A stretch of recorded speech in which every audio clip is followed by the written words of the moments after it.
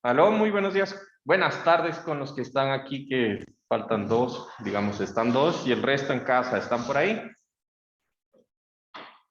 ¿O no? Hola.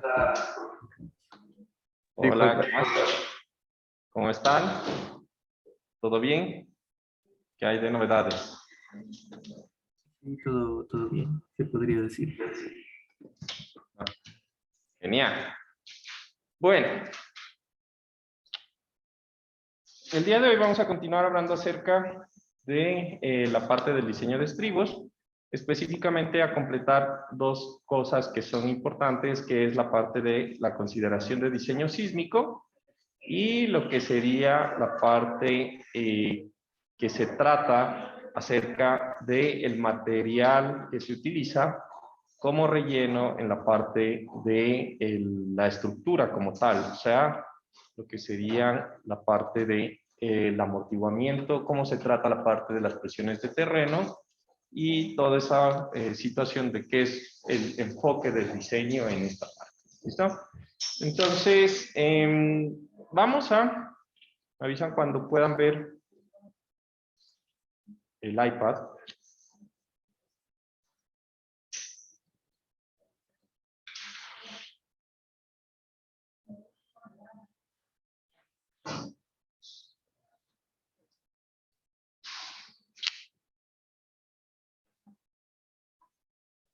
Un segundo, estaría por aquí. Hola, chicos, ¿cómo están? Buena tarde. Dejen que se cargue.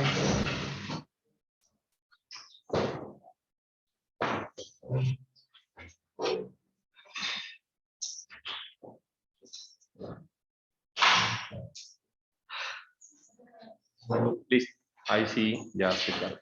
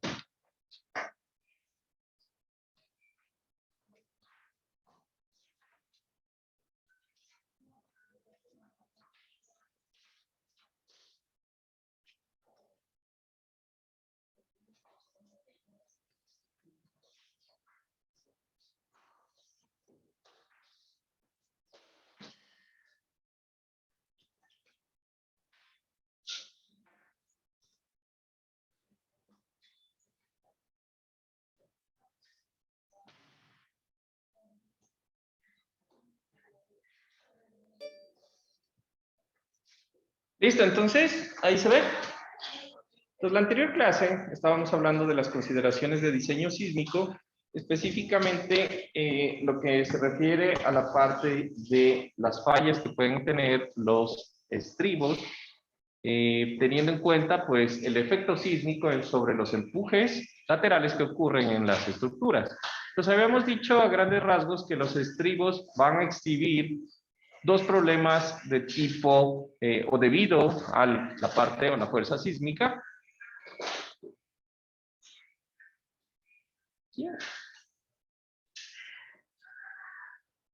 ¿Le podría cerrar la puerta, por favor? Creo que es una videollamada, parece, ¿no? En donde nosotros decíamos que el primer tipo de falla va a ser la parte de la estabilidad, en donde, en resumen, lo que va a pasar es que la estructura va a generar, aparte de los problemas de estabilidad que hablamos, de deslizamiento, la parte de volcamiento, ¿sí?, que hablamos ayer, pues puede generar problemas de estabilidad en función de las inclinaciones que pueden quedar remanentes después del efecto sísmico y lo que sería la parte de los asentamientos por efectos de licuefacción, ¿no? Entonces, complementando esa parte, vamos a decir que una cosa que también se origina a partir de esto de los problemas de estabilidad, pues van a estar enfocados en las prevenciones que yo necesito darle a los elementos. Entonces, por ejemplo, ¿cómo yo puedo evitar el problema de los asentamientos diferenciales o, en general, de las inclinaciones que puedan quedar dentro de nuestra estructura? Pues va a ser principalmente utilizando medidas de protección. Entonces, en materiales, o mejor dicho, en el diseño de cimentaciones, ustedes aprenden que una de las partes importantes en el diseño de la cimentación o una metodología para evitar este tipo de problemas, pues va a estar enfocado en la parte del reemplazo de material, ¿no? Entonces yo voy a reemplazar el material que yo tengo en la estructura para generar de alguna forma lo que sería una mejor capacidad cortante ante cargas sísmicas, un mejor comportamiento, y al final pues yo voy a poder también colocar elementos de protección como los sistemas de drenaje. Recuerden que el problema de la liquefacción está, o a simple vista, pues es de que el material como que se empieza a sedimentar lo sólido y sale hacia la superficie pues la parte líquida, ¿no? Entonces, si yo tengo bajos niveles pues de agua dentro de mi estrato de suelo, que lo voy a lograr abatiendo el nivel freático por medio de lo que serían sistemas de drenaje, pues voy a poder evitar este tipo de problemas, ¿no? Hablando ya un poco aparte en la falla de los componentes, pues la falla de los componentes, digamos que va a estar enfocada en los componentes que están en contacto con lo que sería la superestructura, ¿no? Entonces recuerden que yo voy a tener dos tipos de estribos, los que son monolíticos y los que son apoyados en sillas de estribos, ¿sí? Entonces cuando yo tengo los estribos que son monolíticos, el punto que va a sufrir más en la parte del estribo, pues va a ser la conexión del nudo rígido entre el estribo y la superestructura, ¿sí? Que ahí es donde se va a concentrar pues la mayor cantidad de fuerzas cortantes. Sin embargo, pues ya que estos tipos de estribos no son tan comunes, porque habíamos dicho que los estribos que son monolíticos con la superestructura, pues van a estar ligados a sistemas estructurales que son de luces bajas. Pues esta parte no es tan importante y más que todo los fallos de los componentes que se originan en las estructuras van a estar ligados a lo que serían los fallos de los muros cuando se trata de estructuras que tienen de alguna forma apoyo o de las superestructuras que están apoyadas con sillas de estribos. Entonces, ¿a qué me refiero con las superestructuras? Entonces, quiero que se imaginen un estribo que está sosteniendo una superestructura, la cual la superestructura va a tener un desplazamiento lateral. Entonces, yo voy a tener dos medidas de control del movimiento de la superestructura cuando está apoyada en estribos tipo silla. Entonces, la primera va a ser los cauchos, los neoprenos. Nosotros habíamos dicho que los neoprenos se van a diseñar para absorber desplazamientos, ¿sí? Y absorber y permitir de que las fuerzas no se transfieran al estribo, ¿sí? Sin embargo, la espalda del estribo es un factor o es un elemento de seguridad adicional. Entonces, la espalda del estribo lo que va a hacer es accionar o generar un elemento de rigidez, el cual va a impedir que el puente se desplace más allá y que por lo tanto no pierda la capacidad de soporte y que quede o existan fallas como las que nosotros vimos la otra vez. Entonces, ese muro de espalda con la que reacciona la estructura, ¿sí? Va a ser un back wall, o se le va a llamar el back wall del estribo. ¿Listo? Los wing wall van a ser los elementos de las paredes que sostienen el talud detrás del estribo, ¿sí?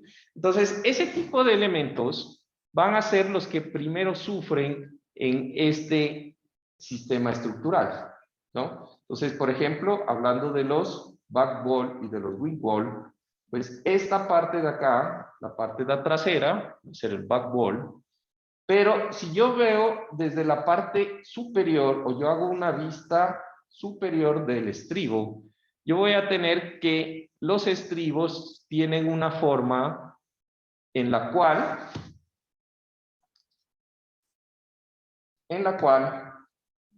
yo voy a tener las paredes de este sistema así. Yo voy a tener un murito así, el back wall, voy a tener otro murito de contención así, en donde esto, de hecho, creo que lo voy a representar el espesor, cambiándole el espesor a esto. ¿Será que puedo hacerlo algo así?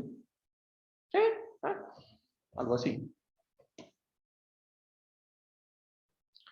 En donde esto sería, si yo hago un corte, esto sería una vista en planta.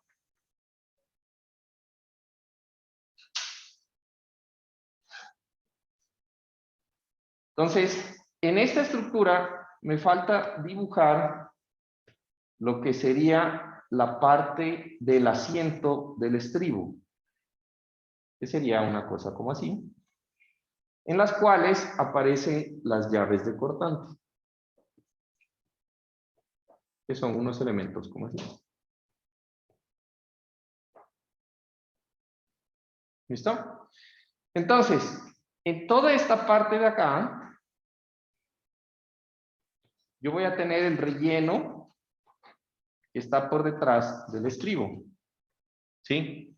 Y en esta parte, si yo veo esto en una vista de elevación, lo que yo voy a tener es lo siguiente. Yo voy a ver este elemento, va a ser un muro, que está como en perspectiva.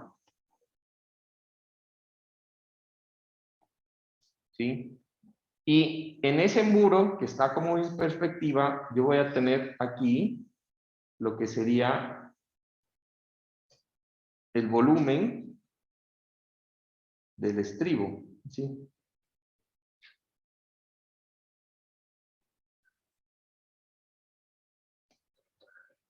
Y aquí, viéndolo en una vista lateral, entonces yo lo que voy a tener es, supongamos que fuera un puente de vigas. Entonces, este es el espesor del voladizo. Y esto de acá vendría a ser la altura de la viga.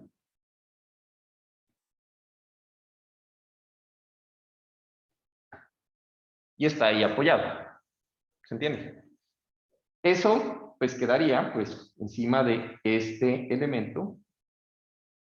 Y se me daría a lo largo. Entonces, aquí tengo mi estribo. Aquí tendría el muro. Y aquí tendrían unos elementos que les llamamos las llaves de corte. Viéndolo, esto sería una vista lateral.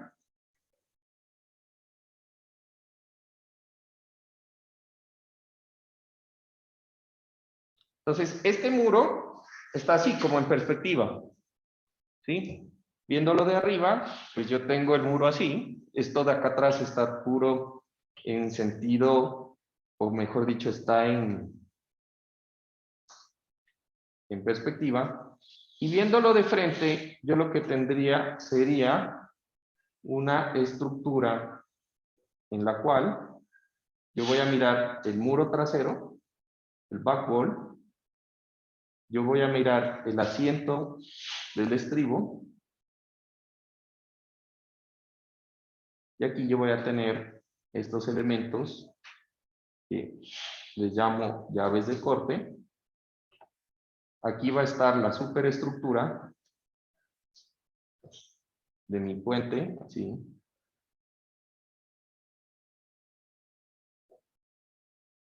Aquí está la superestructura del puente. Y en perspectiva, yo voy a tener los muros. Están así, como así. Esta última parte sí está horrible. Ya no quiero hacer más dibujos rectos. A ver.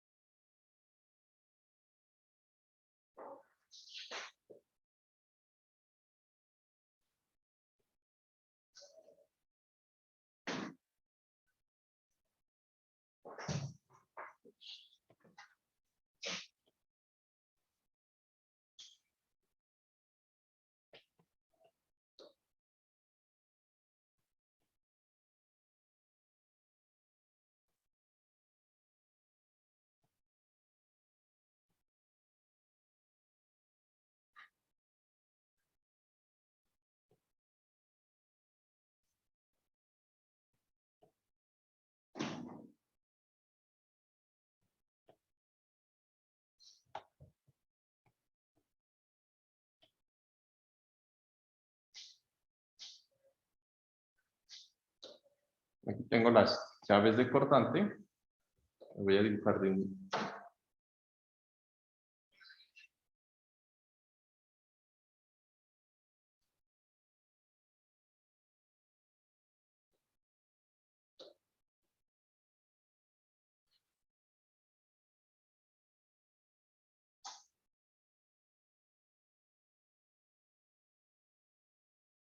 Por lo tanto, esta parte de acá atrás no se ve.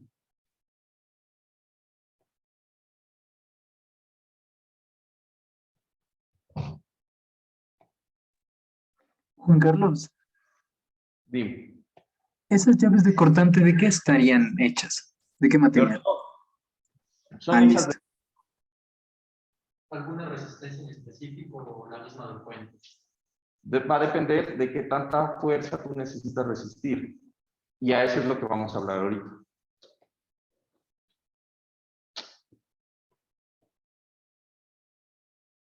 Este muro de acá atrás es bastante más delgado, pero a partir de este muro, pues van a quedar los muros que son de contención.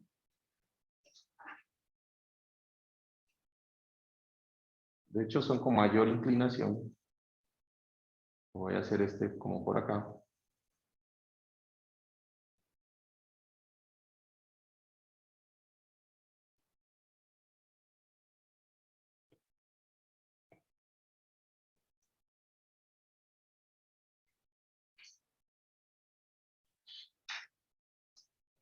No me gustó.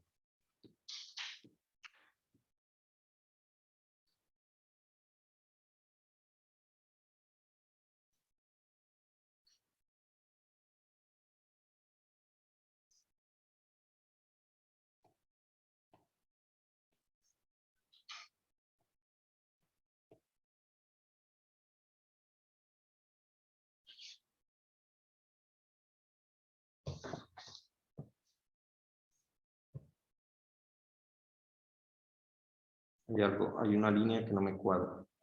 Ah, ya, esa está bien. El muro no sale de acá, sale de acá.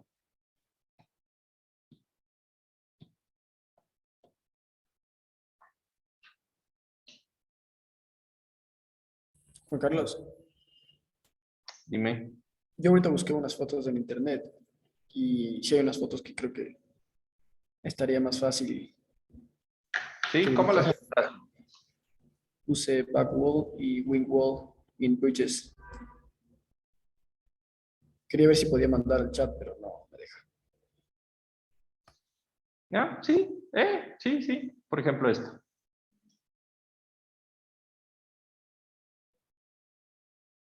Creo que esta está muchísimo mejor. Ujú.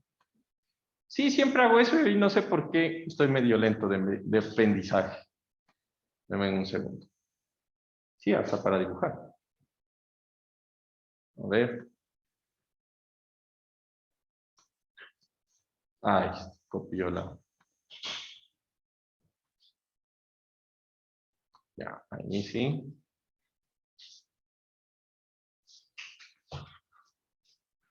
Mejor, gracias. Ahí sí. ¿Ah? ¿Sí? ¿Mejor? Eso es lo que estaba queriendo dibujar. Creo que iba bien hasta la parte del lateral. Bueno, ¿listo? Entonces, básicamente, esos son como el wing wall, son las paredes que retienen el talud detrás, y el back wall es este murito con el que va a reaccionar pues el puente en el momento de que se desplace lo suficiente para golpear la parte de atrás de la silla. Entonces, si yo corto por la mitad, por donde está la flecha, pues me queda este pedacito de silla que nosotros vimos la clase anterior. Esto, esa L. Si yo lo corto por la mitad, por esa flecha, pues me va a quedar esa L que vemos ahí, que es la parte de la silla. Este sería el back wall. ¿Estamos de acuerdo? Este sería el backbone. Ok. ¿Listo? Entonces, ¿qué sucede? Resulta que en el momento en que yo hago este elemento, ¿sí? Este wing wall también se les llama muros cortinas, ¿sí? Y digamos que la principal característica es que en el momento en que existe una reacción contra el puente, o sea, de la superestructura que hace o que genera un desplazamiento del estribo, hace que esos muros, el wing wall y el back wall, empiecen a reaccionar contra el relleno natural. Entonces aquí hay algo bien importante, y es que cuando el puente se mueve, los muros empiezan a estar bajo un estado de presión pasivo. O sea, el suelo entra en un estado de presión pasivo. ¿Por qué? Porque el muro, wing wall o back wall, empieza a empujar el suelo. ¿No es verdad? Y en el momento en que esos muros, como ustedes los ven, no es que son supremamente gruesos, en donde el desplazamiento sea mucho, la presión también se incrementa bastante y hace que esos muros fallen. Entonces, la falla de esos muros no es estructuralmente grave, ¿se entiende? Es más, son diseñados para ser un fusible no lineal. ¿A qué me refiero con un fusible no lineal? Pues que en el momento en que se rompe el muro, eso libera harta energía y es mejor a que se rompa el muro, a que en vez de hacerlos lo suficientemente rígidos para que el muro no se falle y fallen los pilotes o la cimentación. Porque es más fácil reparar el muro que excavar todo y reparar los pilotes. ¿Se entiende? Entonces se prefiere que se rompan los muros, es más, son un fusible, igual que estas llaves de cortante. Las llaves de cortante son estos elementos que están aquí como en diagonal, que van a funcionar no cuando el puente se desplaza longitudinalmente, sino cuando el puente trata de desplazarse lateralmente en su funcionamiento, porque pues sabemos, y ustedes tienen una tarea en la cual calcularon el periodo estructural del puente aproximado longitudinal y transversal, ¿es verdad? Entonces, transversalmente también se desplaza el puente y esos muros son el fusible. Entonces, cuando estos se rompen, pues va a ser cuando esta resistencia cortante en esta zona excede la capacidad de ese punto. ¿Se entiende? Cuando el cortante supera eso, esa muelita se rompe, pero al momento de romperse, libera un full energía, que es pues para lo cual están diseñados. Entonces, estos son medidas o fusibles no lineales y son fusibles de seguridad en la estructura. Entonces, digamos que estas fallas, debidos a que son fallas que están específicamente diseñadas para que sean en ciertos puntos de los estribos, que son los muros o los shear walls, se consideran que son fallas cuya principal característica es que no generan la pérdida de apoyo en la superestructura. ¿Se entiende? Entonces, se rompe el muro, se rompe. Se rompe el muro wing wall o back wall, bueno, se rompe, pero no es que el puente va a quedarse sin apoyo, ¿se entiende? Se rompe una llave de cortante, bueno, se rompe, ¿no? Pero no es que el puente se va a salir del estribo, ¿se entiende? Entonces, este tipo de fallas no generan una pérdida del apoyo, pero sí generan una pérdida del apoyo, a diferencia de las fallas que vimos antes por volcamiento, por deslizamiento, ¿sí? Las que teníamos acá. Perdón, las que miramos la anterior clase, que era deslizamiento, volcamiento o la falla, pues, en general de la superficie. ¿Listo? Ahora, una vez que yo entiendo que los muros están diseñados ¿sí? Para que sean fusibles, pues yo también debo entender de que existe un problema, y es que yo debo garantizar que detrás del muro exista el material de relleno adecuado para que la estructura funcione. Entonces, por allá en ingeniería sismo resistente, ustedes aprendieron una cosa bien importante, ¿no? Y con Fabricio aprenden que las estructuras tienen rigidez, pero cuando estamos hablando de una estructura que se está moviendo en el tiempo, que está actuando dinámicamente, pues hay que armar una matriz de masas y una matriz de... y otra matriz, entonces, y otra matriz de amortiguamiento. La estructura debe tener amortiguamiento. Si no existe amortiguamiento, pues en teoría la estructura queda vibrando por siempre, ¿no? Entonces, todas las estructuras tienen una matriz de amortiguamiento o un amortiguamiento inherente. En estructuras como los edificios, se supone que el amortiguamiento del edificio es del 5%, ¿sí? Que realmente es bajo, ¿no? Pero, y que realmente ese 5% fue determinado por un profesional, un ingeniero que era de apellido Newmark, y lo determinó para centrales nucleares. Realmente en edificios es menos, es 2%. Pero bueno, no nos vamos a meter en detalle. La norma dijo 5 es más redondo, redondeémosle al 5 y pa, sí, ¿no? Ahora, el amortiguamiento va a depender del material. Y como aprendieron ustedes en ingeniería sismo resistente, pues yo voy a tener dos tipos de materiales. Dos tipos de amortiguamiento. Un amortiguamiento por daño y un amortiguamiento que es elástico, que es inherente, ¿no? Entonces, imagínense que yo tengo aquí una pelota y la tengo unido a un elemento de acero. Y yo le doy un pequeño golpe, como un péndulo invertido, de los que usaban en ingeniería sismo. Si yo le doy un pequeño golpe, el elemento empieza a vibrar. Si yo le doy un pequeño golpe, estamos de acuerdo que la barra de acero no está fluyendo, está moviéndose dentro del rango elástico.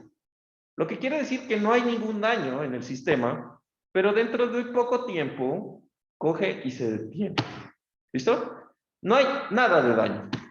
Sin embargo, pues si yo hago que la fuerza sea lo suficientemente grande para que el resorte o el acero se dañe, pues va a tener un comportamiento diferente y en ambos casos va a la estructura. Si yo no sigo excitando o generando un movimiento, va a quedar quieta en algún momento.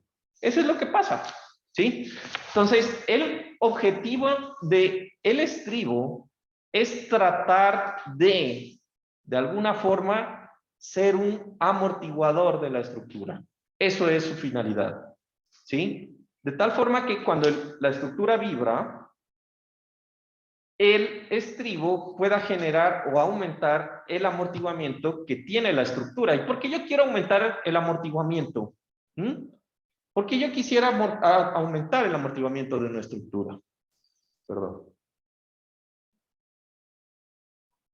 Para tener tanto desplazamiento y el periodo de disminución. ¡Jue madre! Es un buen concepto. El amortiguamiento disminuye el periodo estructural. ¿Aumenta el periodo estructural el amortiguamiento? Ya se vibra más lento. No, disminuye. Disminuye. Bueno, primero que todo, las dos cosas son independientes. Si ustedes recuerdan, ¿sí? Si ustedes recuerdan, el periodo se calcula como masa sobre rigidez, el elástico, ¿sí? Aumenta el periodo estructural cuando la estructura empieza a dañarse, ¿no? Entonces se genera un periodo amortiguado. ¿Listo? Pero bueno, en general, el nivel de amortiguamiento, dinámicamente hablando, yo puedo decir que, o sea, lo que sí es cierto que puedo decir es que yo puedo determinar la respuesta de un sistema amortiguado mediante una estructura sustituta en donde el periodo es mayor. Eso sí se puede hacer, pero es una simplificación, no es el componente. ¿Listo? No es el comportamiento real. Pero bueno, en últimas, recuerden, en ingeniería sismo resistente ustedes tenían una masa de un sistema, una matriz de rigidez, una matriz de masa y una matriz de amortiguamiento, ¿sí? Y esa matriz o ese sistema me tenía que dar un equilibrio. ¿Cómo calculaban los periodos? Pues con la matriz de rigidez y con la matriz de masa. Por ahí, ¿no? De una ecuación desacoplada y toda la cosa, ¿no? De desacoplar los modos de vibración, bla, bla, bla, bla, etc. ¿Listo?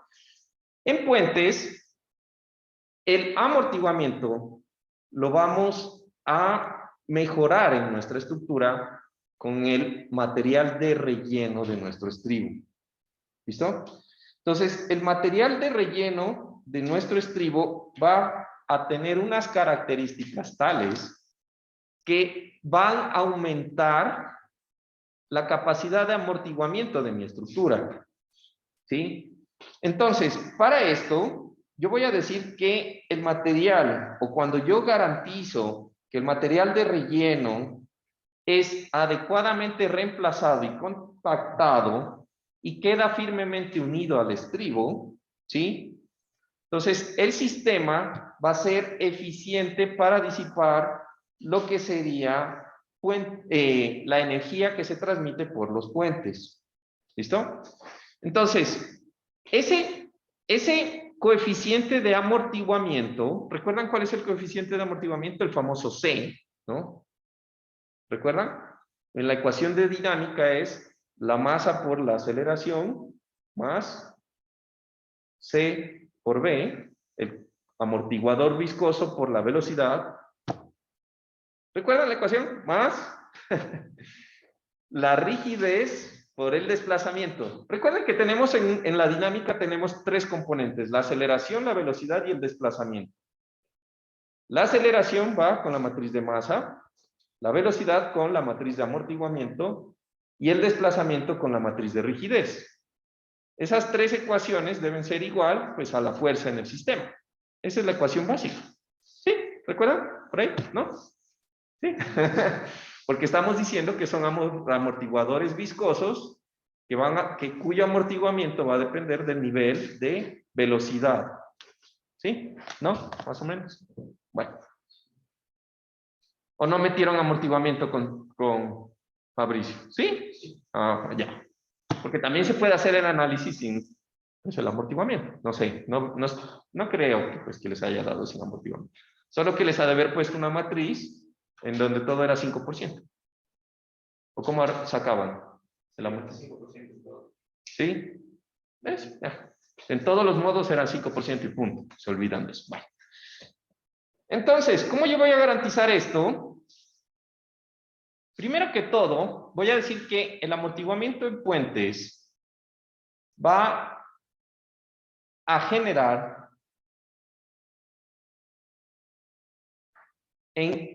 o va a producirse, o el amortiguamiento en puentes tiene unos valores que oscilan entre. Entonces, para estructuras normales, vamos a decir que ese tipo de estructuras son del 5%, habíamos hablado. En puentes, yo puedo tener amortiguamiento entre el 10 y el 15%. ¿Sí? Pero entonces, ¿cómo vamos a aumentar el amortiguamiento? Realmente no es que estamos aumentando específicamente el amortiguamiento.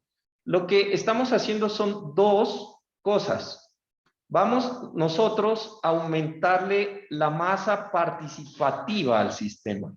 ¿Se acuerdan qué era la masa participativa? La cantidad de masa de la estructura que vibra en algún modo de vibración, ¿no? En el primero, en el segundo, en el tercero, en lo que sea. ¿Listo? La sumatoria de todas las masas participativas debe ser igual a la masa total de la edificación. Porque quiere decir que si yo tengo 100 kilos, 50 van a estar vibrando en el primer modo, 30 en el segundo, 20 en el tercero, y la sumatoria de todas las masas da el movimiento total de la estructura. Así funciona la dinámica estructural, ¿no? Entonces, lo que nosotros vamos a hacer es que la masa adicional del terreno, o sea, del suelo, que está firmemente unido al estribo, se vuelve una masa adicional que aumenta el periodo estructural. Y la razón es por algo que lo acabo de decir. El periodo estructural se calcula como, ¿qué? 2pi por... En casa ayúdenles, pobres chicos, están con sueño aquí. ¿Ya vieron? Todos están viendo ingeniería o ya vieron sismo resistencia, ¿no? Y entiendo que en esa clase hacen estructuras y sacan los grados de libertad y los periodos de vibración y con masas y rigideces, ¿no? Entonces, ¿cómo se calcula el periodo de una estructura de un grado de libertad? De un solo grado de una masa y un palito ahí que une eso. 2pi raíz de masa sobre... Perfecto. Si yo aumento la masa, aumento. Bien. Que es lo que dije hace un rato, ¿no? ¿No dije eso? Que a mayor masa, mayor periodo. ¿Ya? Y eso es lo que estoy haciendo. Si yo logro compactar parte de la masa del material de relleno, empieza a participar en los modos de vibración de la estructura, aumentando el periodo. Y si yo aumento el periodo, la estructura se vuelve más flexible. Al volverse más flexible, quiero que piensen en, es que no creo que tengo aquí, el espectro de aceleración de una estructura.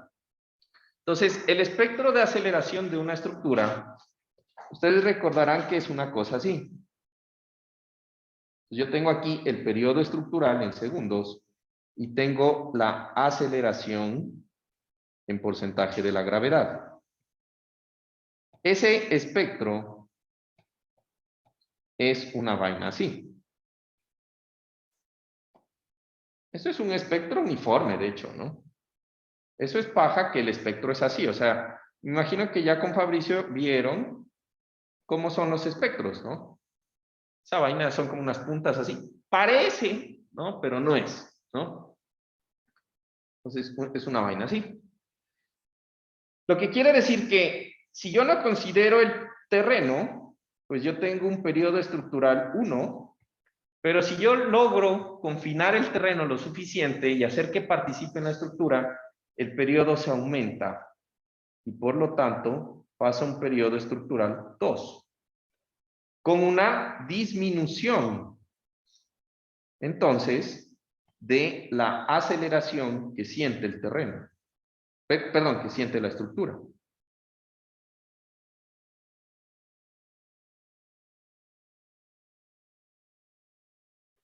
¿Se entiende? Porque quiero flexibilizar la estructura entonces.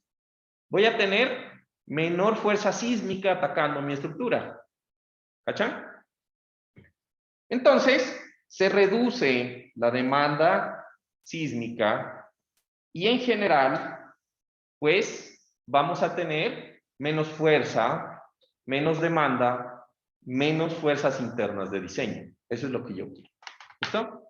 Entonces, ¿yo cómo puedo estimar la cantidad de aceleración, o mejor dicho, la cantidad de amortiguamiento que va o que yo puedo generar en esta estructura?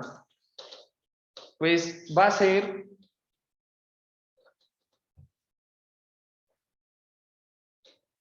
haciendo un modelo que considere la masa participativa del suelo para flexibilizar o para aumentar el periodo estructural. Entonces, aquí empieza a haber un problema de modelación. ¿Cómo yo hago en SAP para modelar la masa del suelo que está pegada al muro? ¿Se entiende?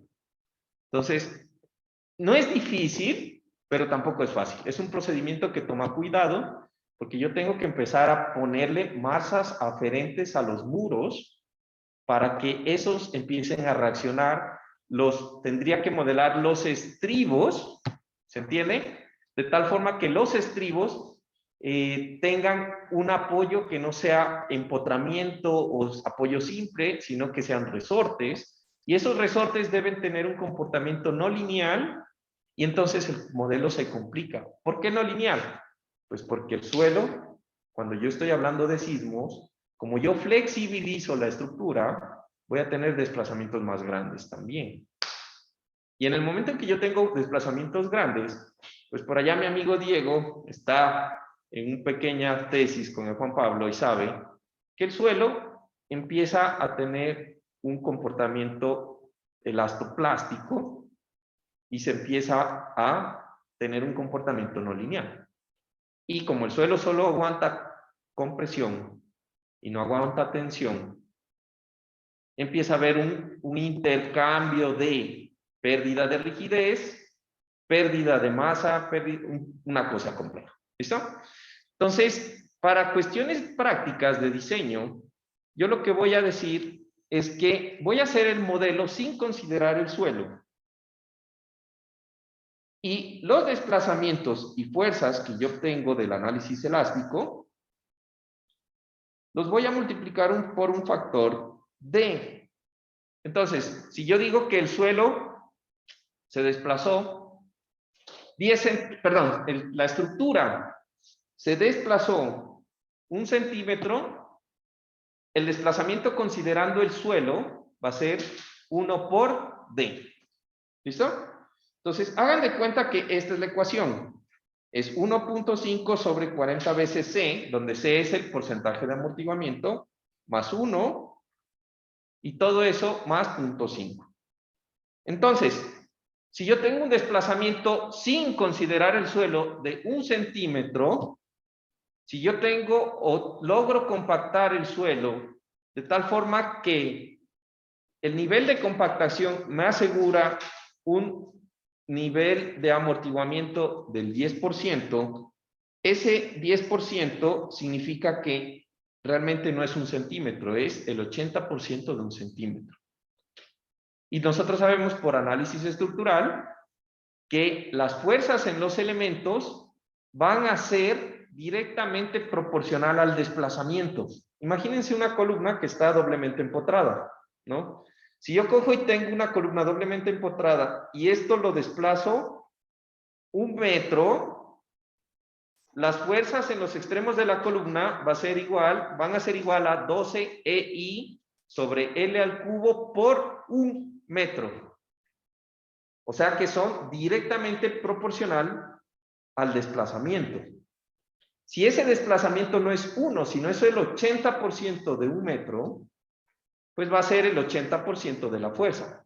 De ahí que por eso digo que los desplazamientos y las fuerzas en los elementos se van a multiplicar por este factor D y voy a tener pues ese valor. ¿Se cacha? ¿Se entendió esa parte? ¿Sí? ¿Preguntas? ¿Sí? Ok. Entonces, no se olviden, todo lo que ustedes hagan en el análisis estructural lo multiplicamos por el factor D para sacar las fuerzas en los estribos. ¿Estamos de acuerdo? Son los estribos. ¿Listo? Porque el estribo es el que está pegado pues a la estructura. ¿Listo? Perdón, el estribo está pegado al suelo. Ese es el que está pegado al suelo en general. ¿Listo? Ahora, ¿qué más tenemos? Resulta que ese desplazamiento que yo obtengo del análisis estructural también me va a generar presiones. ¿Estamos de acuerdo? En el terreno. La anterior clase les comentaba que las presiones en el terreno son una de las cosas que más debo controlar, porque esas presiones en el terreno son las que van a producir que el suelo genere fuerza sobre los muros, backwall y windwall, ¿no? Entonces, en este caso, lo que nosotros vamos a tener que considerar es que el suelo va a tener condiciones. Como ya sabemos de geotecnia, el suelo puede estar funcionando en una condición de presión activa o pasiva. ¿Recuerden? Entonces, el problema más grande o el caso más crítico va a ser el caso en el cual el muro está empujando el suelo y por lo tanto el suelo está en una condición pasiva. ¿No es verdad? Ahí yo voy a tener un elemento o un factor K de empuje más grande. ¿Sí? Pero entonces aquí hay una cosa interesante y es que cuando estamos hablando de el suelo actuando bajo carga sísmica, pues la carga sísmica hace de que los coeficientes de presión se inviertan, ¿sí? Entonces, cuando yo estoy hablando del sismo, pues el sismo ayuda a que el muro empuje más fácil y a que el suelo, ¿sí?, se desplace más fácil también.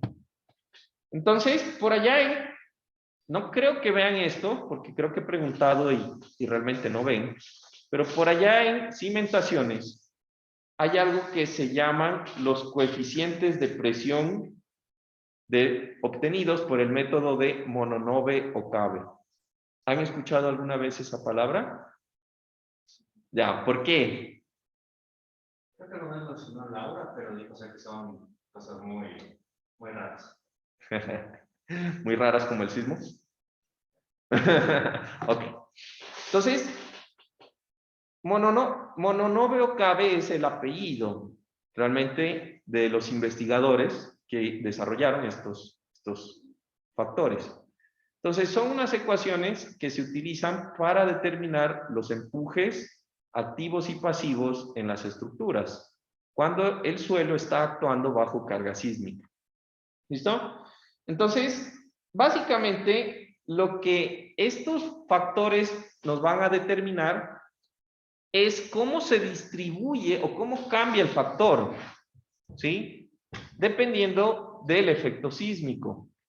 Pero entonces, lo que nosotros vamos a decir es que en general, lo que sucede es que yo debo controlar el desplazamiento de los estribos. Yo no puedo permitir que debido al efecto del sismo, pues el estribo se mueva muchísimo. ¿Quién me dice por qué yo debo controlar el desplazamiento de el estribo bajo acción sísmica? Tiene que ver con algo que dije en la anterior clase y les mostré fotos. Porque se puede perder el apoyo. Los Dime. pilotes. También por los pilotes, pero lo primero es, yo puedo tener un desplazamiento grande en mis pilotes y mis pilotes no fallar, ¿estamos de acuerdo? Porque los pilotes de verdad tienen una resistencia grande. El problema de tener desplazamientos grandes es que en general yo voy a tener un problema de asentamiento en los perdón, de pérdida del apoyo en mis estructuras, que en mis puentes, cuyo estribo no es monolítico con la estructura. Ese es realmente el problema. ¿Listo? Entonces, digamos que básicamente lo que nosotros empezamos a mirar es que de los estudios va a existir o se han hecho estudios por parte de los Estados Unidos porque ellos tuvieron el problema de esa pérdida del apoyo en las estructuras y más que todo porque en Estados Unidos hay plata para investigar y hay puentes largos, ¿no es verdad? Entonces, ¿qué encontraron ellos? Que lo que vamos a controlar es la presión que se genera en el suelo de relleno de mi estructura. Eso es lo que yo debo controlar. Entonces, resulta que cuando ellos hicieron el análisis, construyeron estribos y esos estribos empezaron a calcularle la presión que sentía el terreno y el desplazamiento que se generaba en estos elementos. Entonces, hagan de cuenta que esto es el estribo, ¿sí? Esquemáticamente hablando, Ellos cogieron a un estribo en escala real, le aplicaron una carga lateral, en donde en función de la altura del estribo, ahí se ve, esa es la altura que está reaccionando con el suelo. ¿Estamos de acuerdo? Calcularon cuál es la deflexión en la parte, o el desplazamiento lateral en la parte superior del estribo. ¿Se entiende cuáles son las variables? Yo tengo el estribo, le aplico una carga, esta carga hace que se desplace una distancia delta S. Esa distancia delta S la divido entre la altura de la pared del estribo, ¿sí? Y eso es lo que yo grafico en el eje horizontal, la relación entre el desplazamiento y la altura del estribo. Eso está normalizado, ¿listo? En la parte vertical, ellos cogieron y pusieron la carga que aplicaron. Entonces, resulta que al hacer el desplazamiento, se dieron cuenta pues de que esta curva, bueno, ahí se muestran dos curvas de hecho, creo que son muy parecidas, ¿no? Resulta que el desplazamiento del estribo tiene un componente trilineal, básicamente. La primera parte es el desplazamiento elástico del estribo. Yo tengo un estribo que no se está moviendo, pero debido a la fuerza, el elemento del estribo se empieza a deformar elásticamente, que es la primera zona de la gráfica. Pero si yo sigo empujando, ya empiezan a superarse las presiones de reposo del suelo y el muro empieza a reaccionar contra el suelo y empieza a pasar, o pasa, el suelo a un estado pasivo de esfuerzos. No es la misma rigidez que inicialmente teníamos, pero entonces empieza a haber un incremento del desplazamiento en función de la carga. Finalmente, el suelo se plastifica, se desplaza y se mueve ya como cuña. ¿Sí o no? Recuerden que si yo supero un nivel de esfuerzo, pues el suelo se va desplazando nada más. Ya se levanta, se mueve y se desplaza como cuña. Entonces, aquí, básicamente, lo que nosotros queremos es limitar el desplazamiento en esta famosa interfaz, ¿sí? Y limitar ese desplazamiento delta S. Eso es lo que nosotros vamos a limitar. Entonces, para hacer eso, lo que las normas han determinado es una fuerza pico que va a generar el estribo y que va a estar dependiendo del nivel de desplazamiento que yo debo limitar en la parte de atrás de mi estribo. Entonces, el Caltrans, ¿recuerdan cuál era el Caltrans? ¿Qué era el Caltrans? De California. El Código de California, ¿sí? Especifica que la fuerza pico generada en el estribo, ¿sí? Y el área de suelo contenida en el plano de cuña o falla, o sea, el pedazo de material que se desplaza cuando falla el estribo, en esa condición, la presión va a ser máximo, ¿sí? De 7.7 KSF o 369 kilopascales. ¿Recuerdan qué es KSF? Kilo Gibbs por square foot, ¿no? Entonces, esa es la presión máxima del suelo que yo voy a modelar como rigidez de mi estribo. Ese desplazamiento o esa presión se va a generar a un desplazamiento de 61 milímetros, ¿sí? Y esto es lo que yo debo garantizar eso es lo que yo debo garantizar que se produzca en la parte de atrás de mi estribo como material de relleno. Entonces, en últimas, estos valores que yo tengo aquí, ¿en qué se traducen? Esa presión va a ser prácticamente la presión que se genera cuando el suelo se desplaza 61 milímetros. ¿A qué le recuerda eso? Eso es similar a lo que nosotros calculamos cuando yo estoy hablando de un Q admisible. ¿Recuerdan? Entonces, cuando ustedes me dan un Q admisible del suelo, mi amigo Diego se ha de acordar más que está fresquito, ¿en qué unidades está el Q admisible del suelo?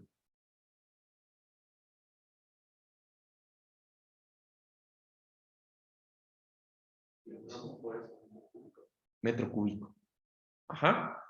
¿Qué significa eso?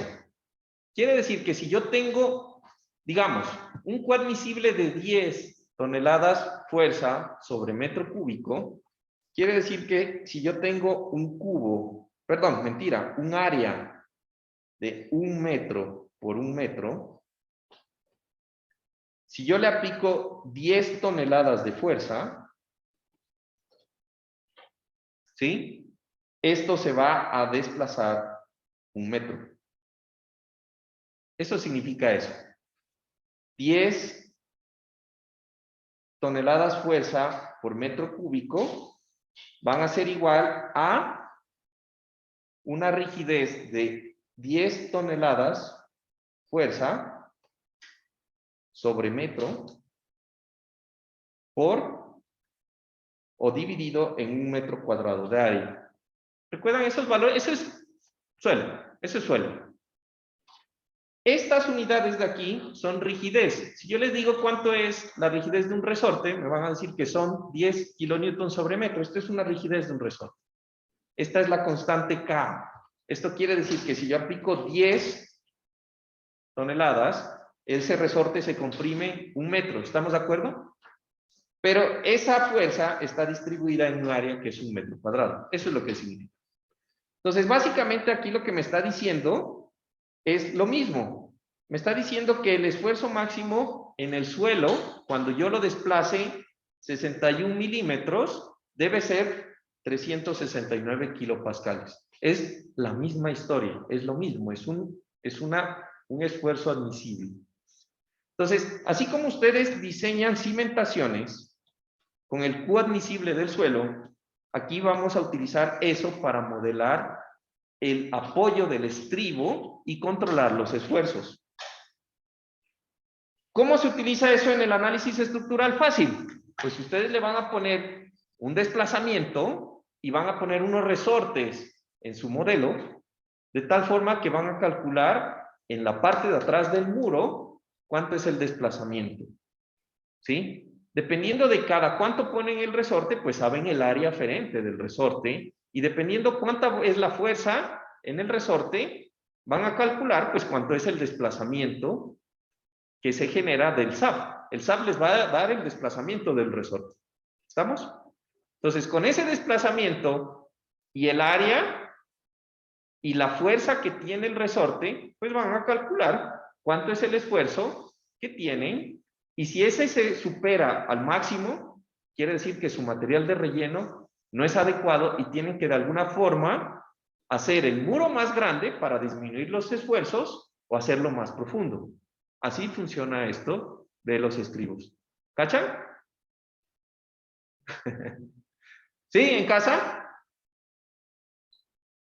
Tiene que ver con algo que vimos, bueno, los que de pronto vieron conmigo en análisis computacional, en donde cuando colocábamos los resortes para modelar el suelo. ¿Vieron alguno de ustedes computacional conmigo? ¿No? ¿No? Bueno, ahí sí, no sé. Entonces, pero básicamente es eso, ¿no? ¿Qué más? Me he comido un montón de... Listo. Resumen, cuando ustedes modelen el estribo, al igual que cuando ustedes modelan cimentaciones, deben garantizar que el esfuerzo en el suelo no supere un límite. En este caso, pues está dado por esto: un desplazamiento máximo de 61 milímetros en el suelo y un esfuerzo máximo de 369 kilopascales en el suelo. ¿Se entiende? Eso es básicamente en resumen. Ahora, ¿cómo lo hacen? Pues hay formas, pero en concepto eso es lo que hay que chequear. ¿Sí? ¿Se entendió el concepto ahí? ¿En casa? Sí. A ver. ¿Sí? Ok. Sí. Listo.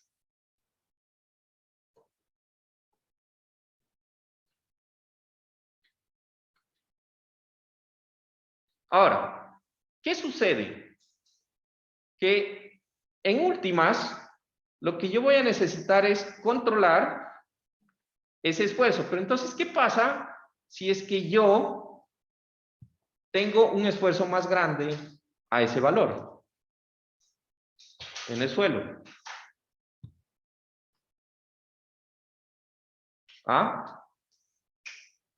Pues si yo tengo un esfuerzo mayor, pues voy a tener que repetir el análisis. Entonces, el proceso de diseño se vuelve un proceso iterativo, ¿sí? En el cual yo lo que voy a generar es una rigidez inicial del resorte que yo coloco en SAP para modelar el suelo. ¿Se cacha? Entonces, yo voy a poner una rigidez inicial que el código me establece que sea un valor de rigidez de 50 kips por pulgada por pie. Recuerden que estos son rigidez por un pie lineal en general. Con esa rigidez inicial, pues yo voy a generar un análisis estructural en donde voy a tener que calcular lo que serían los valores del desplazamiento y voy a calcular un factor que se conoce como el factor R sub A. Ese factor R sub A va a ser un factor adimensional en el cual me va a decir ciertas cosas de cómo está funcionando mi suelo. Entonces, ese factor R sub A va a ser la división entre delta sub D, que es el desplazamiento longitudinal de demanda, es lo que tanto se desplaza longitudinalmente mi estribo después del análisis estructural debido a las fuerzas que tiene mi estribo, ¿sí? Y delta EF, que sería el desplazamiento longitudinal efectivo, ¿sí? Del estribo para causar la fluencia del suelo, o sea, para hacer que el suelo ceda, que eso pues está dentro del análisis geotécnico. Me dice cuánto es la capacidad admisible, el coadmisible del suelo, ¿recuerdan? Y en el momento que yo supero el coadmisible del suelo, pues tengo que el suelo pues fluye o se daña. Entonces yo puedo saber, en función del volumen de material que tengo detrás de mi estribo, puedo saber cuánto desplazamiento se genera para que el suelo se ceda, en teoría. ¿Listo?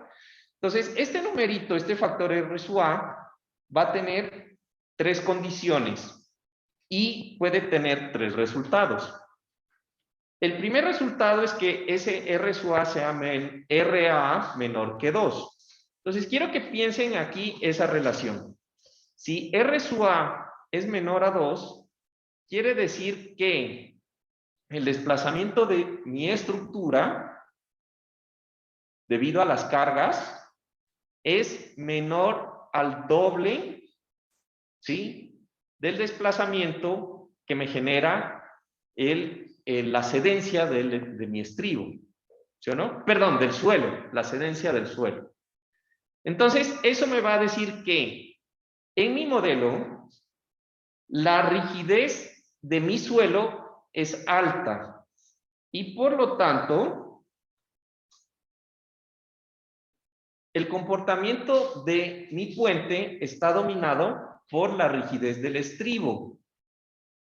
De tal forma de que como la rigidez del estribo es súper importante, pues yo voy a necesitar modelar el suelo con métodos más sofisticados que un resorte en mi modelo de SAP. ¿Se entiende? Entonces, si RA es menor a 2, yo necesito hacer métodos más realistas para modelar el aporte del suelo a la rigidez de mi estructura.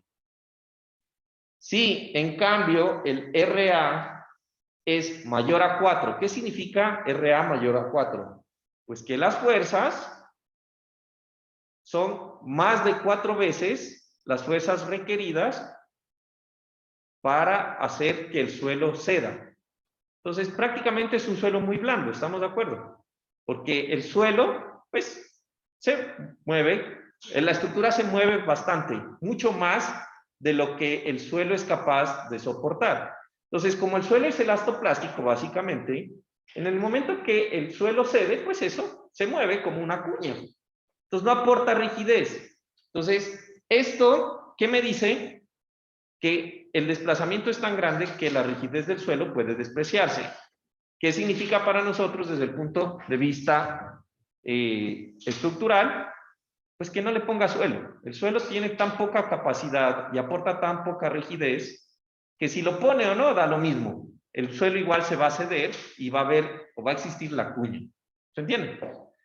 Y si está en un valor entre 2 y 4, pues ahí lo que vamos a hacer es el proceso iterativo.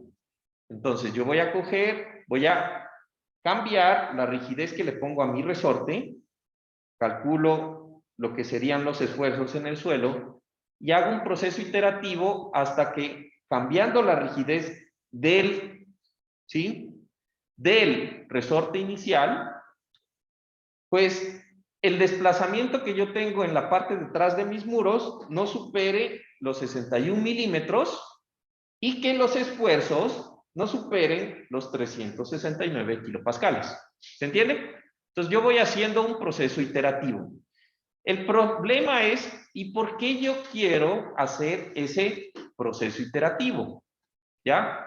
Porque entonces en ese momento estoy iterando hasta que las condiciones del suelo sean las máximas permitidas para un suelo de relleno. Y cuando se alcance eso, lo que estoy es cambiando la rigidez y los desplazamientos laterales de mi estructura, y por lo tanto, lo que va a cambiar son las fuerzas internas de diseño de todos los elementos de los elementos del estribo. ¿Cachan? Entonces, va a haber menos desplazamiento o más, dependiendo de la rigidez que yo le ponga al resorte, y como hay menos desplazamiento o más, pues va a cambiar también las fuerzas internas cortantes y momentos que está soportando el estribo en general. Y con eso, pues todos los elementos del diseño. ¿Listo?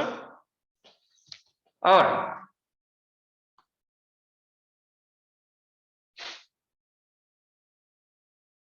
en general, cuando yo hablo de los estribos, voy a decir que existen formas de diseñar los estribos de una forma, digamos, un poco ordenada, ¿no?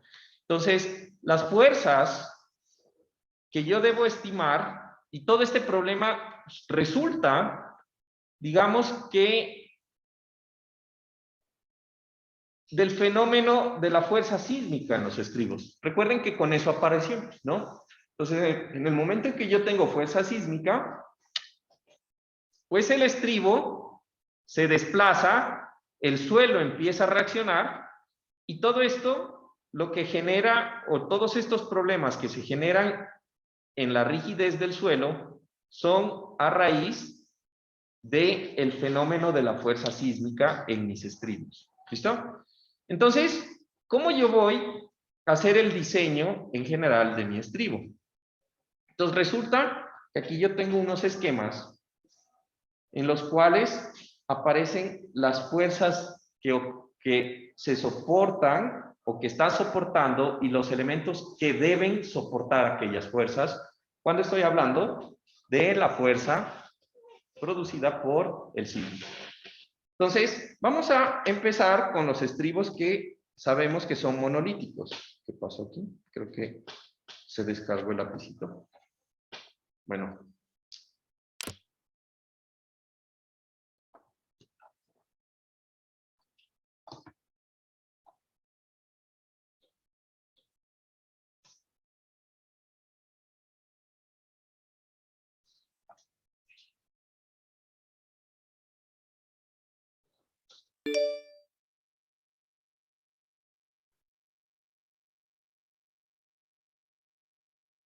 Listo.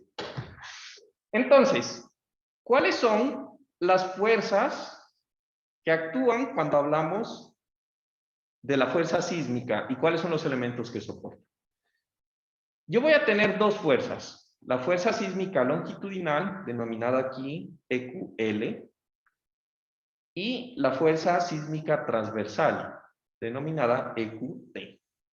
¿Listo? Esas son las fuerzas actuantes.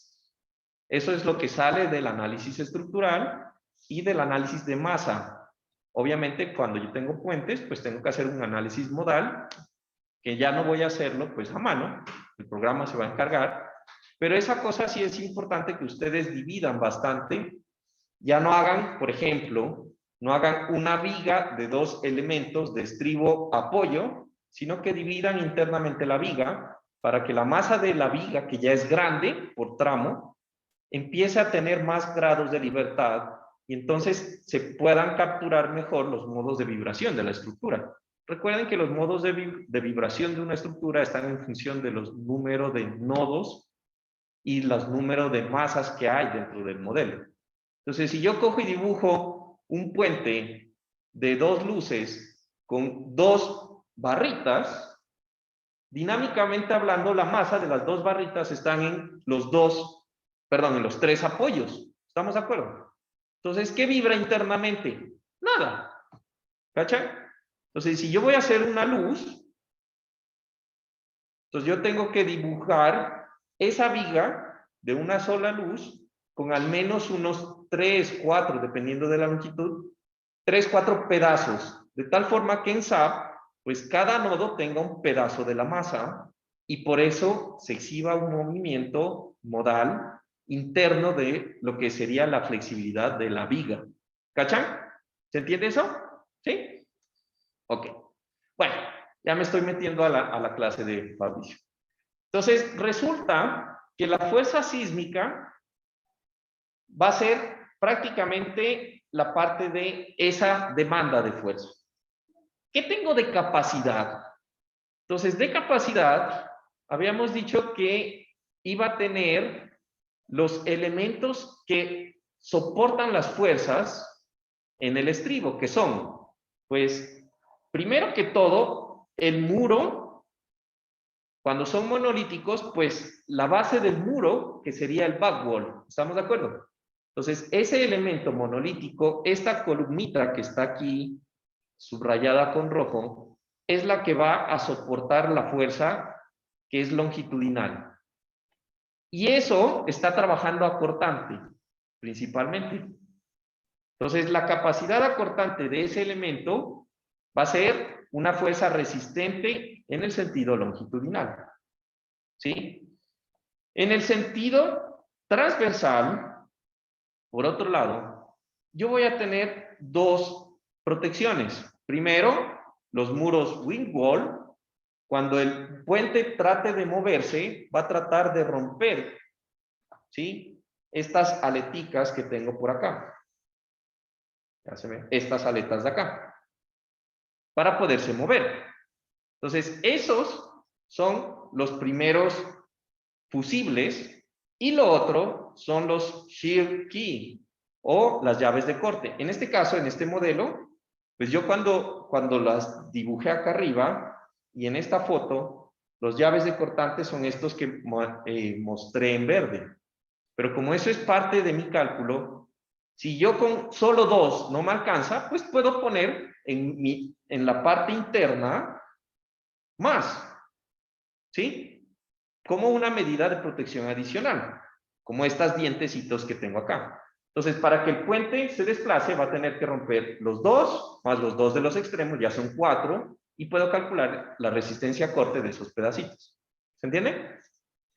Entonces, esos van a ser mi fuerza, otra fuerza que soporta la carga transversal del sismo. Pero hay otro adicional, que es las pilas. Entonces, las pilas, perdón, los pilotes, ¿no? Entonces, los pilotes, si no fallan los muros, wing wall y los shear key, entonces toda la fuerza se transfiere a los pilotes. Entonces, la resistencia total transversal del estribo va a estar dada por la resistencia de esos tres elementos. La resistencia de los muros cortina, la resistencia del muro de espalda, el back wall, y la resistencia de los pilotes a desplazamiento lateral. ¿Cachan? Entonces, aquí en este diagrama de flujo, lo que me dice es lo siguiente. Si mi estribo tiene cimentación o no, ¿sí? Entonces yo voy a tener ciertos valores. Con cimentación, pues la demanda de fuerza o la fuerza sísmica longitudinal debe ser menor a la resistencia del diafragma, que es este pedacito de columna, más la resistencia del suelo, ese empuje que les decía, esa presión del suelo, que no puedo superar, que es de 369 kilopascales, en un desplazamiento máximo de 61 milímetros. Eso es todo. ¿Cachan?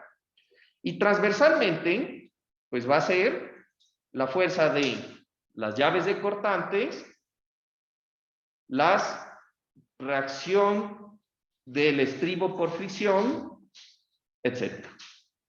¿Listo? Y la de los muros, que dijimos. Ya.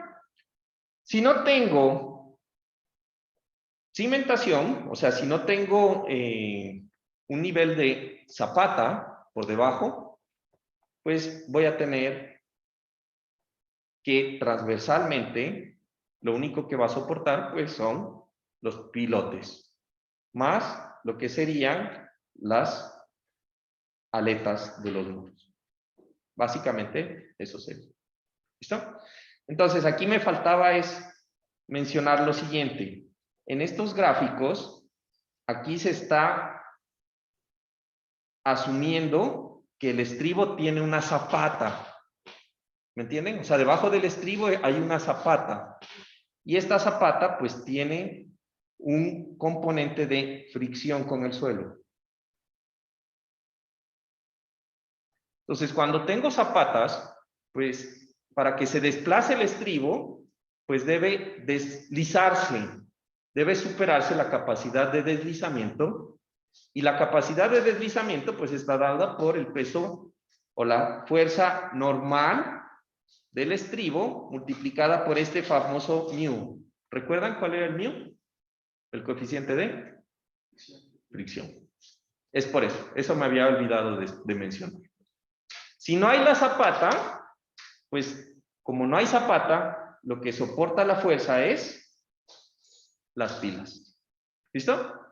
Esos dos componentes van a estar en los estribos de tipo monolíticos, y cuando yo tengo estribos de tipo silla, prácticamente el comportamiento es lo mismo. La silla se rompe, yo tengo el suelo que reacciona, tengo la capacidad de los pilotes, etc. Es básicamente lo mismo. ¿Se tiene?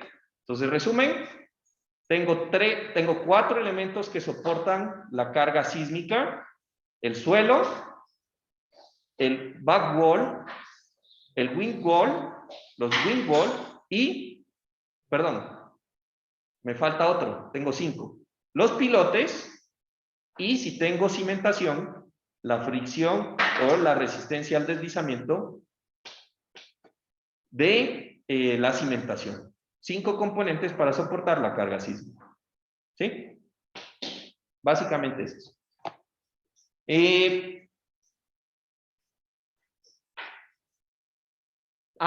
Esta nota es súper importante y con eso nos vamos. Resulta que la capacidad del sismo o la capacidad del estribo a resistir el sismo transversal es súper importante para el modelo. Ojo, esto para el modelo. Entonces, cuando ustedes hacían el modelo, ¿qué le ponían? Por ejemplo, le ponían un apoyo de segundo grado y un apoyo de segundo grado en los extremos. Eso es solamente si ustedes pueden garantizar que el estribo no o limita el desplazamiento lateral, o sea que tiene un R que está menor a 4. ¿Recuerdan? Yo les decía, cuando el R sub A es mayor a 4, el suelo no genera rigidez. ¿Se entiende? Y por lo tanto, pues el estribo no tiene esa resistencia al desplazamiento lateral por el suelo. Entonces, esta última nota es importante porque me dice lo siguiente.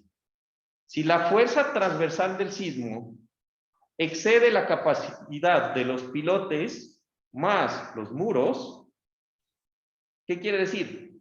Pues que si yo no tengo cimentación, no hay nada más que soporte la fuerza sísmica. ¿Estamos? No hay nada más. Si no tengo cimentación, no tengo fricción, entonces solamente tengo los pilotes y los muros. Si se excede, lo que quiere decir es que en el sentido transversal, en mi modelo, yo debo dejar que el puente se desplace libremente. Voy a decir que no hay apoyo. Lo que quiere decir es que yo, en mi modelo, no puedo poner un apoyo de segundo grado. ¿Estamos? Solamente podría poner un apoyo que permita, en el sentido transversal del puente, el movimiento libre de la estructura. ¿Sí? Y en el sentido longitudinal pongo el caso I del suelo que miramos antes. ¿Se entiende esa parte? ¿Cuál es el problema? Que yo libere ese grado de libertad. Directamente, ustedes hicieron una tarea en la cual la rigidez del estribo, ustedes calculaban el periodo estructural en función de las columnas, ¿recuerdan? En el sentido transversal. Entonces, si yo desprecio la rigidez del estribo, toda la masa está pegada solamente a las columnas intermedias. Si yo puedo, y por eso tengo pues toda la masa con menos rigidez, se aumenta el periodo estructural en el sentido transversal. ¿Se entiende?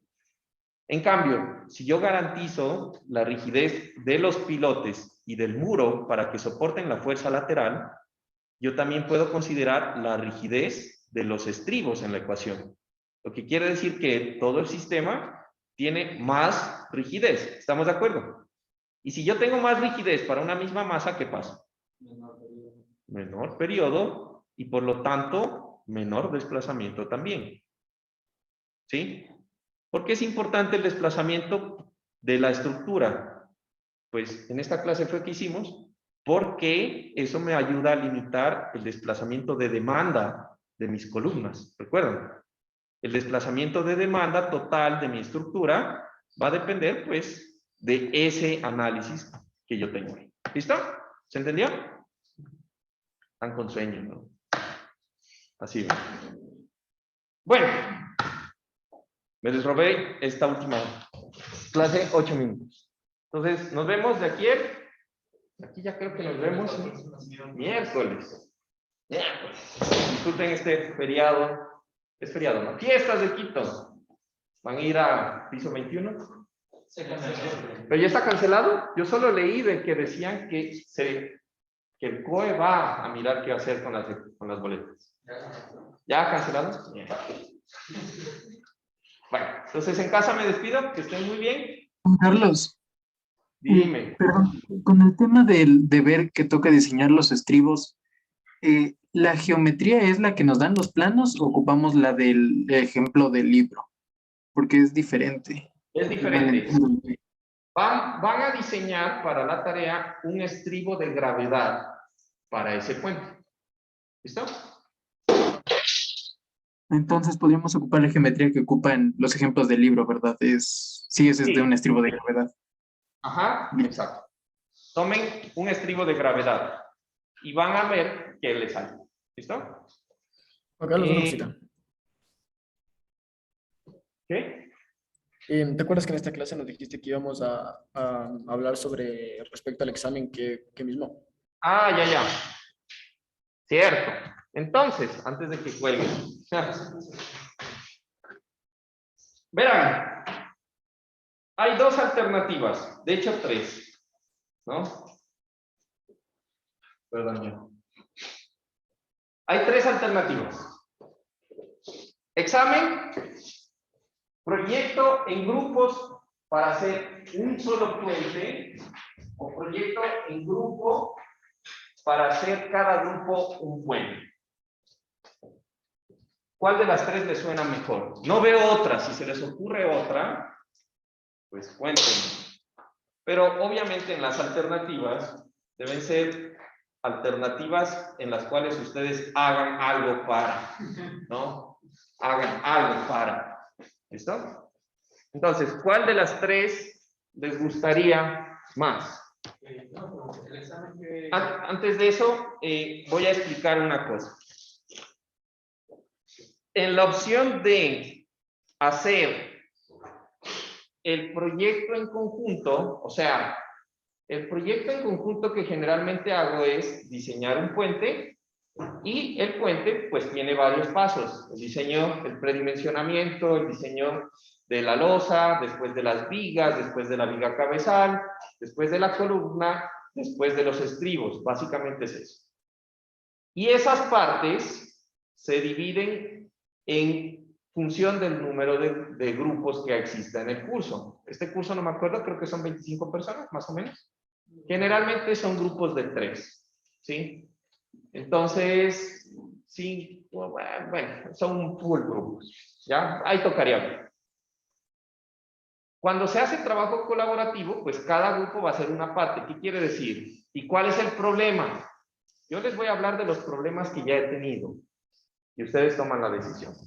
El problema principal está en que, como cada grupo hace un pedazo del mismo puente, el último grupo va a tener que esperar los resultados de todos los anteriores. Bueno, de hecho no de todos, pero sí se necesitan resultados de otros grupos para poder adelantar su trabajo. Cosa que les demora su actividad y al final tienen que hacer un video, ¿sí? Explicando todo el puente. Entonces, esa parte es una de las problemas que yo veo. Porque, ¿qué ha pasado? Aunque he puesto fechas de entrega, porque, por ejemplo, el predimensionamiento no se demora mucho. En el predimensionamiento se demoran poco. Si ya tienen el predimensionamiento, hacer los modelos de la losa también es rápido. Y sacar el modelo de la losa, pues hace que el modelo de la viga también sea rápido. Y si el modelo de la viga es rápido, pues el modelo del pórtico es rápido, con lo cual ya tenemos hasta las columnas. Entonces, esos tres modelos realmente no suponen mucha información y se pueden hacer rápido. El video va a tomar tiempo, eso no necesitan los otros grupos. Y los cálculos como tal tampoco necesitan en detalle, necesitan estimar las fuerzas y el modelo. ¿Estamos? Ustedes necesitan el modelo, cada grupo necesita el modelo para adelantar. Entonces, ese es el problema. En el otro, que sería individual, no habría que hacer un video. Cada uno, pues, hace un informe del puente que le toque, o sea, del puente que vayan a diseñar, y cada uno sustenta o manda su trabajo. Bueno, eso todavía no lo determino. Y ya, básicamente eso sí. La opción del examen sería diseño de columnas y estribos, que es lo que nos falta analizar o que nos falta evaluar. Entonces, si es el examen, pues va a ser teoría, ya saben, teoría, práctica. Y en la práctica, pues lo que les va a salir es diseñe la columna tal, diseñe el estribo tal. Y ya. No les va a salir los dos. Puede salir preguntas conceptuales de columnas y de estribos, obviamente, eso sí. Pero el ejercicio le sale o una columna o un estribo. Entonces, eso es básicamente la actividad. Nico, ¿estás por ahí? Doménica. Sí. ¿Podrías hacer una encuesta para que el viernes mejor lo pensemos? O sea, le subes a la página de ustedes. Yo no, por eso es que necesito. Bueno. O sea, es que creo que tendríamos que pensar la respuesta. Por eso. Dome, quiero que me ayudes. Hubiera dicho Nico, pero pues no estaba. Quiero que me ayudes con lo siguiente. ¿Me puedes ayudar a hacer una encuesta online? Ya. Para... En un Survey Monkey o lo que sea. Las preguntas van a ser nombre, apellido, curso. Es súper importante que le pongas curso, ¿ya? ¿Qué le van a Ya. poner? Curso de lunes, curso o día que tienes clase, lunes o martes. ¿Listo? En esa encuesta vas a poner las 3 opciones. ¿Listo? Y en las 3 opciones, pues le vas a poner opción A, examen. Opción B, un puente dividido en varios grupos. Opción C, un puente por cada grupo. Y cada uno toma y elige. Juan ¿Estamos? Carlos, Dime.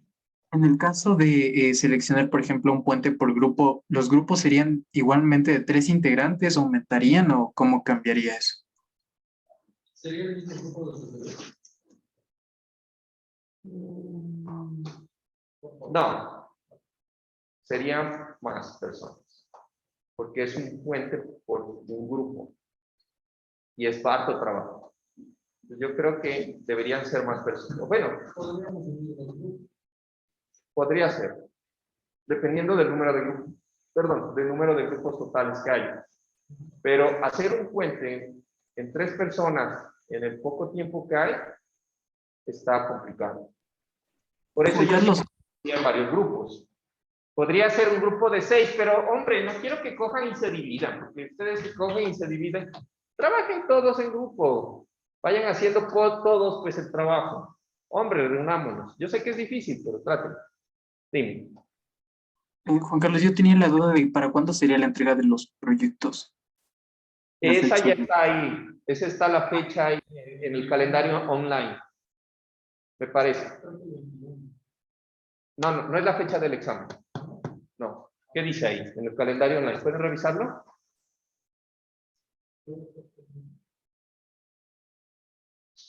Digamos que si no está, el último día de clase, el último día de entrega de notas es el 23.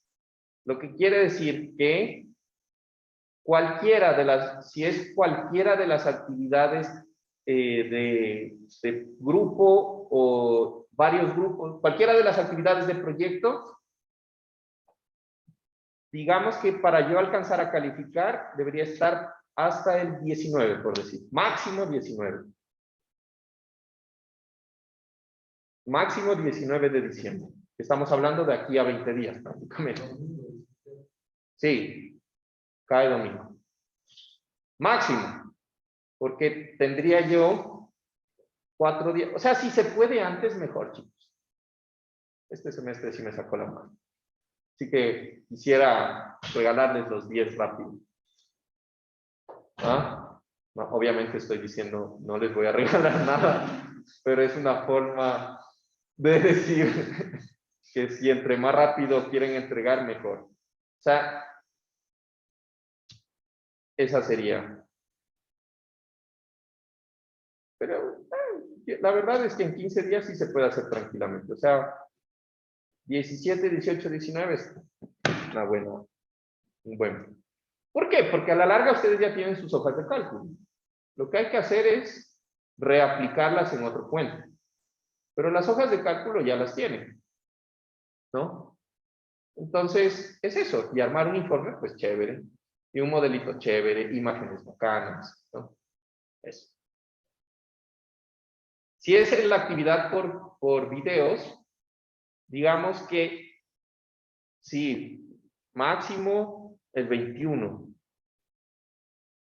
Tal vez no. Es que tengo que calificar otras cosas. Tengo 2 grupos de esto y eso toma un full tiempo revisar esos pinches videos. Y eso que son de 7 minutos. Que sí son full. Juan Carlos, eso del video es cuando escogemos la opción de un solo puente para todo el curso o igual Sí, para el otro proyecto también. no. Si tienen que hacer por grupos un solo puente, no hay video. ¿Se entiende? Podemos establecer de cuántos van a ser el, podemos establecer de cuántos, per si escogemos un grupo para cada grupo, un puente para cada grupo. No lo entendí. ¿Qué ¿Cuántas es? personas serían si es que se decide hacer un puente por grupo? Bueno, es que van a ser más de 3, pero tengo que mirar el número de personas para que no queden grupos de diferentes números. Entonces, no te podría decir ahorita, pues no sé cuántos hay. Y como no vienen todos, pues tampoco hay cómo contarlos. Pero serían más de 3. Tentativamente, si se puede, hasta 6. Más de 6 no hay. Ya de ahí ya 3 pasan el tinto y los otros 2 pasan tomando cerveza. Ya, gracias. Entonces, ¿me ayudas con eso, Domi? Sí, ya le hago entonces. Para el miércoles te daríamos la respuesta. Ya. La verdad, O antes. claro, si pudieras hacerlo hoy y contestan mañana, mejor. ¿Por qué? Porque si deciden hacer un puente, pues yo ya les subo directamente la información del puente. El viernes. Hoy qué día es, miércoles, ¿no? Perdón, estoy perdido un poco.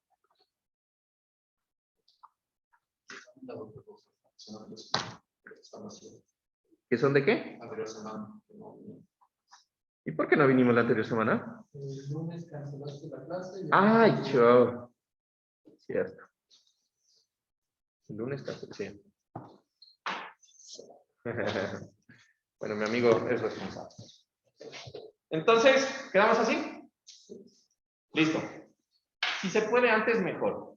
Dome, apenas tengas los resultados, o sea, mejor dicho, apenas tengas el link, te comunicas conmigo y les vamos a dar un tiempo para responder al final de ese link. ¿Listo? Ya, listo. Listo, chicos.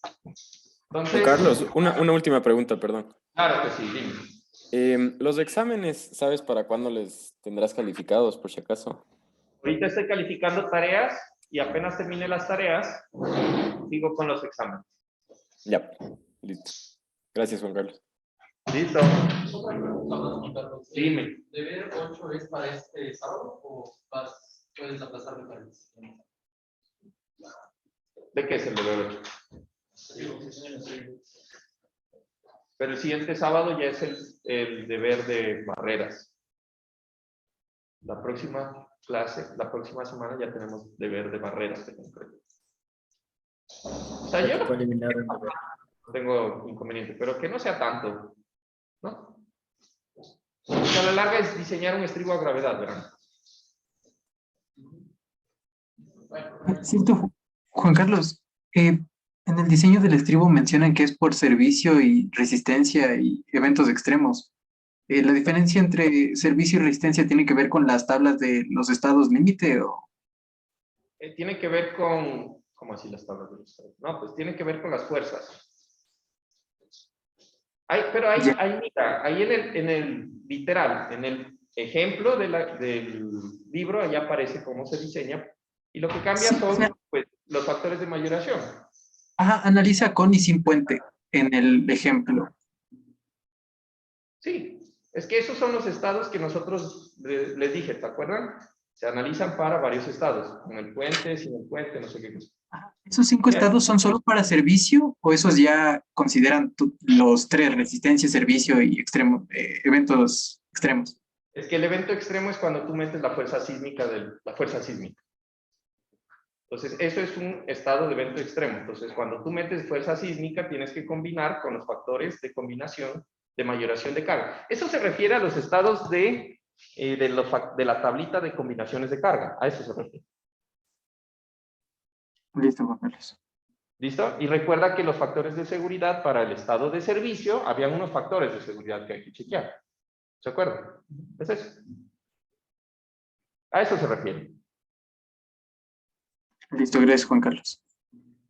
¿Listo? ¿Otra pregunta?